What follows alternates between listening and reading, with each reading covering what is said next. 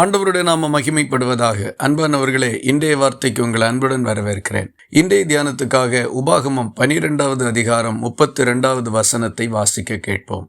நான் உனக்கு விதிக்கிற யாவை செய்யும்படி கவனமாயிரு. நீ அதனோடே ஒன்றும் கூட்டவும் வேண்டாம், அதில் ஒன்றும் குறைக்கவும் வேண்டாம்.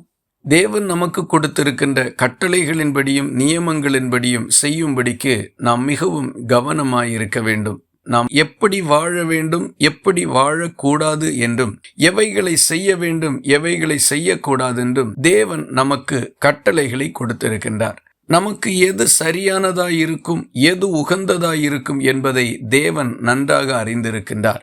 ஆகவே அவைகளை அவர் நமக்கு எழுதி கொடுத்திருக்கின்றார். தாவீது சாலமோனுக்கு சொல்லுகின்ற பொழுது, கர்த்தர் இஸ்ரவேலுக்காக மோசேக்கு கற்பித்த நியமங்களையும் நியாயங்களையும் செய்ய நீ கவனமாயிருந்தால் பாக்கியவானாயிருப்பாய் என்று சொல்லுகின்றார். வாழ்க்கையில் உண்மையான பாக்கியம் என்பது நாம் தேவனுடைய கட்டளைகளின்படி வாழுகிறதை பொறுத்துத்தான். அவருடைய கட்டளைகளின்படி நாம் வாழுவோமானால் நமக்கு நற்புத்தி உண்டாயிருக்கும். நாம் செய்கிறவைகள் எல்லாம் வாய்க்கும்.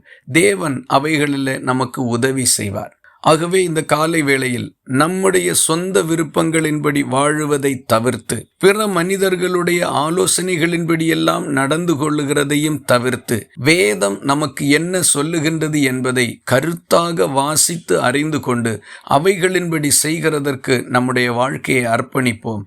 நம்முடைய மனநிலையை வேதத்திற்கு ஏற்றபடி வாழுகிறதற்காக திருப்பிக் கொள்ளுவோம். தேவன் அதில் பிரியப்படுவார். நம்முடைய வேலைகளும் தொழில்களும் நமக்கு நிறைவான பலனை கொடுக்கும். வாழ்க்கை சமாதானம் நிறைந்ததா இருக்கும். கர்த்தருடைய கற்பனைக்கு கீழ்ப்படிவோம். சிறப்பான வாழ்க்கை வாழுவோம். இந்த வார்த்தைகள் இந்த நாள் முழுவதும் உங்களுக்கு ஒரு ஆசீர்வாதமாய் இருப்பதாக. ஜெபிக்கலாமா? எங்களை நேசிக்கிற அன்பு நிறைந்த நல்ல ஆண்டவரே, நாங்கள் உம்மை நன்றியோடு துதிக்கிறோம். ஆசீர்வாதமான இந்த காலை வேளையில் நீர் எங்களுக்கு விதித்திருக்கிற உம்முடைய கற்பனைகளின்படி எல்லாம் நாங்கள் கவனமாக நடந்து கொள்ள வேண்டும் என்று கொடுத்திருக்கிற ஆலோசனைக்காக ஸ்தோத்திரம். அதனால் எங்களுக்கு வருகின்ற ஆசீர்வாதங்களையும் நீர் எங்களுக்கு சுட்டி காண்பித்திருக்கிறதற்காக உம்மை துதிக்கின்றோம்.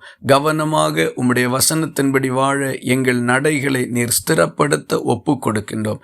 ஜெபத்தை கேட்டதற்காக ஸ்தோத்திரம். இயேசு கிறிஸ்து மூலம் வேண்டிக் கொள்கிறோம் எங்கள் அன்புள்ள நல்ல பிதாவே. ஆமேன். கர்த்தர் தாமே உங்களை ஆசீர்வதிப்பாராக.